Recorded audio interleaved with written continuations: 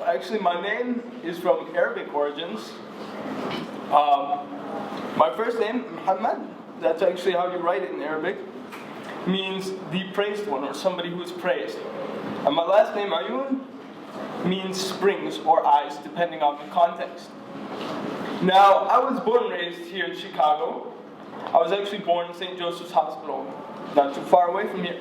I was born to a family of what is now 6 kids, and I'm going to tell you a little bit of a story. Now, when I was born 2 months premature at 3 pounds, 5 ounces. And to tell you the truth, I did not know how small that was until I held a baby that was 4 pounds. And I was shaking for a while. That thing was super tiny. Anyway, so as I grew up, when I was around 2 years old, I was finally diagnosed with a case of mild CP. And when my mom heard the diagnosis, she started freaking out. She's like, how do I raise a child with a disability? How can I provide for him in the best way so that he doesn't see his disability as a limit? She had nowhere to turn to, nobody to talk to, she was just completely lost. But because I'm here standing in front of you today, she did something right.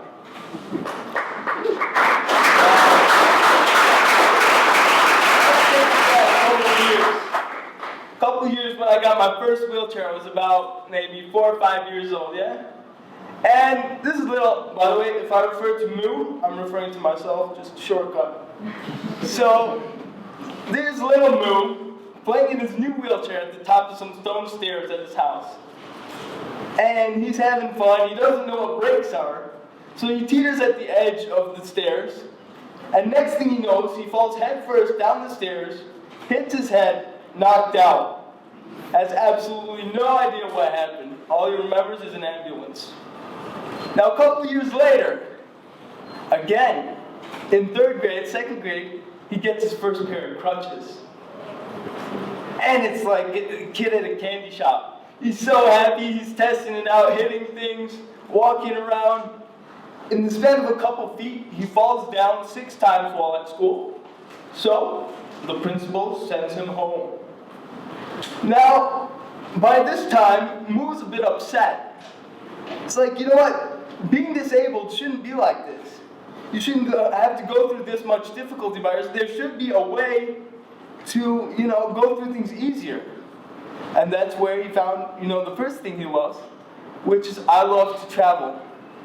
And this year alone, within the last 7 months, I was able to visit 10 countries, in fact. Amongst my favorites were the Philippines, where my mom's from, France, and Thailand, and yes, that is me riding an elephant like a boss. So it's actually my love for traveling that brings me to my next part, which is my starter school story. Now, it was while I was in the Philippines that my mom talks to me on Skype, and she tells me about this thing called starter school. She says, you know what, they're a 9-month coding program. I know you want to go to UIC, because I had originally planned to study computer science there. So I know you want to go there. I know you want to get a 4-year degree, get a job. But check out starter school. Why? She knew exactly how to break down my defenses. She said, it's 1/4 of the cost. You only have to spend 9 months there. You immediately apply what you learn. You get to do it, not just listen. And on top of that, you don't have to study science. You don't have to study math. So I said, you know what? Let me try it. I get to build apps, make money, and at the same time, I'm not stuck in an office building. I get to travel while doing what I love, It's kind of interesting combination. So, what the heck? I applied. Had my interview with Mike while I was in Jakarta, Indonesia, and now I'm here. And honestly, I have to say, my 2 biggest takeaways for this starter school experience is number 1, that you have to have confidence. As a beginning developer, you're never going to feel that your apps are adequate enough to present in front of people. But the thing is, you have to present your app as if you're selling the people gold, because eventually if you sell well enough, that's what they're going to believe. And the second thing is you got to have commitment. If you're not willing to give up your sleep, you're not willing to give up eating, you're not willing to give up time with your family, as so many of us at the starter school know, then honestly, you better find something else to do. And it was actually this commitment that caused me to spend almost 24 hours a day here at the Merchandise Mart. I'd take the 5 o'clock train from my house up north to here, to Union Station, and then take the 12:25 from Union Station back to my house the next morning, and repeat. Now, during that trip, I ran into so many problems. One of them was, one time, I took the CTA, and the lady tells me, you know what, get off at Quincy and Wells, and then it'll take you straight to Union Station. Quincy and Wells is, as many of you know, it's not accessible. So at 12:25 in the morning, I'm at Quincy and Wells, pissed off because I had to have my mom pick me up. It's because of that I built Roll With Me. Now, Roll With Me is designed where you enter your start and you enter your destination, and it'll automatically filter out any routes that are inaccessible. So there's no more, wondering whether this route is accessible or not, or checking between the CTA's website to see which stops are accessible, and going back and forth between that and Google. It's all here for you. It's worry-free, only 2 steps. Now, my next big idea I want to work on is what I call the I'm Possible life. Dealing with the story I told you earlier about Little Moon and all the suffering he went through. Because, nowadays, when you talk to people with physical disabilities, a lot you hear from them is, you know what, that's impossible. You tell them, I want to become a CEO of a company, or I want to be the one to climb Mount Everest. They tell you that's impossible, or I can't do that. And my goal is to change that mindset. To take people like Little Moo and build a community, build an atmosphere which they feel self-empowered, in which they feel that, you know what, I'm not the only one going through my struggles, because that's the way it is. They're not the only one. And growing up with a disability, I've had to have many surgeries. And I've spent months in the hospital doing intensive surgery or intensive therapy to recover from those surgeries.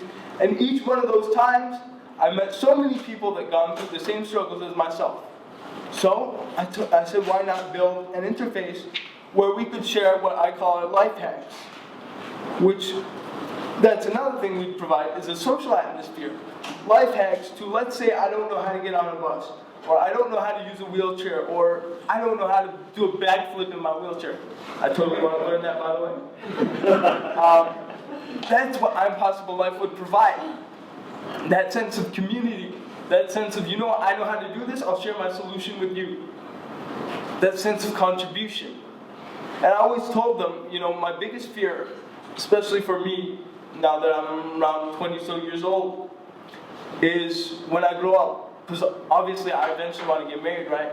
And one of my biggest fears is handling a baby. I don't know how to do that from the position of crutches or a wheelchair. So I'm hoping through building something like this that somebody with that experience can share their solution with myself. And I can learn from that. And the last thing is people like my mom. That time she was so worried, she didn't know what to do. We would be there to mentor those kind of people, because who better to ask for advice, for that kind of help, than the people who actually went through the problems to give you advice. So that's exactly what this kind of site would be. Now, what are my post-starter school plans?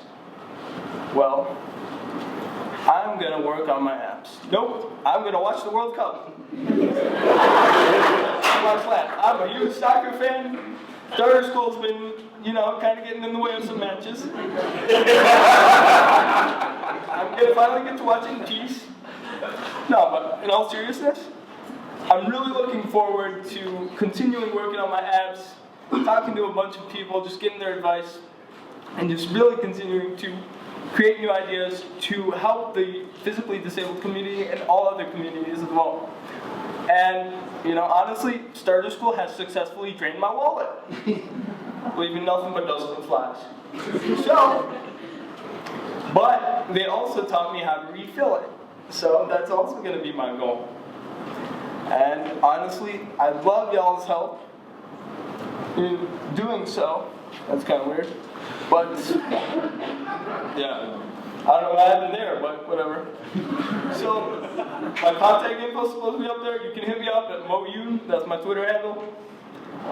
Same Tumblr. My email's OUNM, totally. If you're a back-end developer, front-end developer, west-end developer, east-end, business, whatever the heck you do, I'm looking to work for you, work with you. But yeah, also special thanks to the Starter School team, all the teachers, all my peers. They really helped me out. They hooked me up.